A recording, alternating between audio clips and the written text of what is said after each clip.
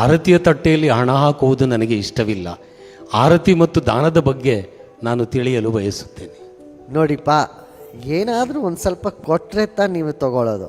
ಏನು ಹಾಕ್ತೀರಾ ನೀವು? 1 ರೂಪಾಯಿ, 2 ರೂಪಾಯಿ, 10 ರೂಪಾಯಿ ಹಾಕ್ತೀರಾ. ಯಾಕೆ ಹಾಕ್ಕೂಡ್ದು? ಈ ಟೋಲ್ ಗೇಟಲ್ಲಿ ಹೋದರೆ ಕೊಡಲ್ವ ದುಡ್ಡು? ಅಲ್ಲಿಗೆ ಪೆಟ್ರೋಲ್ ಬಂಕ್ ಹೋದರೆ ಅವ್ರ ಹತ್ರ ಹೇಳ್ತೀನಿ, ನಾನು 100 ರೂಪಾಯಿ ಕೊಡಲ್ಲ ರೀ, ನಾನು 50 ರೂಪಾಯಿ ಕೊಡ್ತೀನಿ, 100 ರೂಪಾಯಿ ಪೆಟ್ರೋಲ್ ಹಾಕಿ ಅಂತೀರಾ? ಅಲ್ಲ.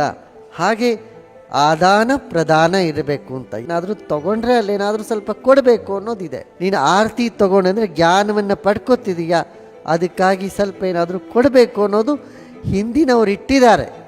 ಹಾಗೆ ಕೊಟ್ಟು ಪಡೆದ್ರೆ ಮಾತ್ರ ಅದು ನಿಮ್ಮ ಜೊತೆ ಇರ್ತದೆ ಅಂತ. ಗೊತ್ತಾಯ್ತಲ್ಲ?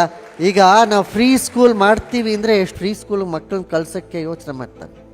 ಅದರಲ್ಲಿ ಅವನಿಗೆ ಆತ್ಮಸಮ್ಮಾನ ಸಿಗಲ್ಲ. ಅವನು ಹೇಳ್ತಾನೆ, ನಾನು ದುಡ್ಡು ಕೊಟ್ಟು ಇರೋ ಕಡೆ ನನ್ನ ಮಗನ ಕಳಿಸ್ತೀನಿ, ಅಭ್ಯಾಸ ಮಾಡಿಸ್ತೀನಿ, 1000 ರೂಪಾಯಿ ಫೀಸ್ ಕೊಡ್ತಾ ಇದ್ದೀನಿ, ನನ್ನ ಮಗನಿಗೆ ಓದಿಸ್ತಾ ಇದ್ದೀನಿ. ಅವನಿಗೆ ಆತ್ಮವಿಶ್ವಾಸ ಬರ್ತದೆ. ದುಡ್ಡು ಕೊಟ್ಟರೆ ಅವ್ನು ಚೆನ್ನಾಗಿ ಕಲಿಸ್ತಾರೆ ಅಂತ ಅವ್ನ ಮನಸ್ಸಿಗೆ ಬಂದಿರ್ತದೆ. ಹಾಗೆ ನಮ್ಮ ಮಾನಸಿಕದಲ್ಲಿ ಏನಿರ್ತದೆ, ಎಲ್ಲಿ ನಾವು ದುಡ್ಡು ಕೊಡ್ತೀವಿ ನಮ್ಗೆ ಅಲ್ಲಿಂದ ಏನೋ ಸಿಗತ್ತೆ ಅಂತ ಇರ್ತದೆ ನಮ್ಮ ಮನಸ್ಸಲ್ಲಿ ಅಲ್ವಾ? ಅದಕ್ಕೆ ನಮ್ಮ ಹಿಂದಿನವರು ಈ ಒಳ್ಳೆಯ ಸೈಕಾಲಜಿಸ್ಟ್ ಇವೆಲ್ಲ ಚೆನ್ನಾಗಿ ತಿಳಿದವರು. ಅದಕ್ಕೇನು ಮಾಡಿದ್ರು ಅಲ್ಲಿ ಒಂದು ಸ್ವಲ್ಪ ದಕ್ಷಿಣೇನೋ ದುಡ್ಡೋ ಇಡಿ ಕೊಡಿ ಅಂತ ಮಾಡಿದ್ದಾರೆ.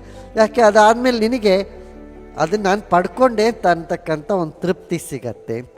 ಯಾರೋ ಬಿಟ್ಟಿಯಾಗಿ ಕೊಟ್ಟಿಲ್ಲ, ಅದನ್ನು ನಾನು